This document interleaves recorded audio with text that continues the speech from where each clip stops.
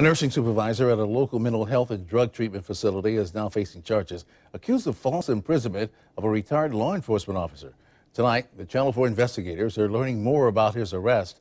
This is 38-year-old Anthony Grissett in court for the first time after he was handcuffed at work on Wednesday.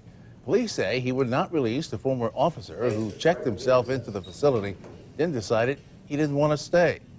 Managers at the facility said releasing him would go against their company policy, which states they can keep him for up to 24 hours.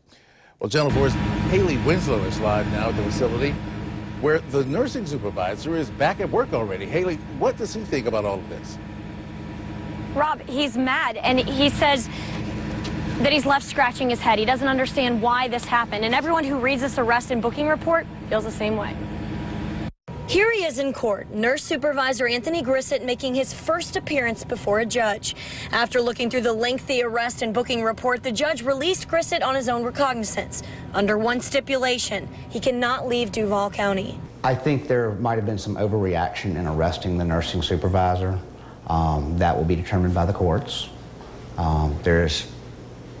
There is a legitimate question as to who was right in this case. This is what happened. According to the report, the father of a police officer not from JSO checked himself into Wekiva Springs because he was grieving the loss of his wife, who passed away 9 months ago. Once he got to the facility, he says he realized it was geared toward drug rehabilitation and didn't suit his needs. The officer's father wanted to leave, but the facility wouldn't let him. So he called his son and daughter-in-law, who's a retired law enforcement officer. Well, they couldn't convince facility management to release him, so they called the Jacksonville Sheriff's Office. Officers responded, called a sergeant for backup, who in turn called the on-duty assistant state attorney, who said since the patient checked himself involuntarily, he could not be held against his will. Police had trouble getting inside, and here's where the nurse supervisor comes into the picture. The report says as Tony opened the doors to the waiting area, Sergeant O'Neill attempted to open the door. Tony snatched the door from him and placed his foot in the doorway and put his hand up, telling Sergeant O'Neill that he was not allowed to go in the back. Police cuffed the supervisor and escorted him to a chair in the waiting room. Attorney Eric Friday believes the facility may have been in the right.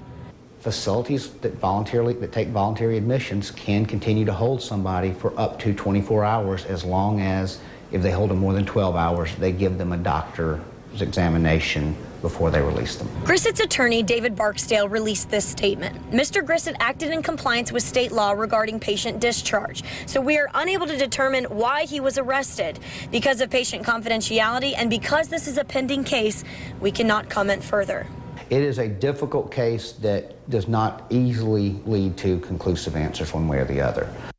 Grissett and JSO did not want to comment in this case, but attorney Eric Friday says police should have sought a warrant in this case and allowed the judge on duty to decide the rules and responsibilities in this case. Reporting live, Haley Winslow, Channel 4, the local station.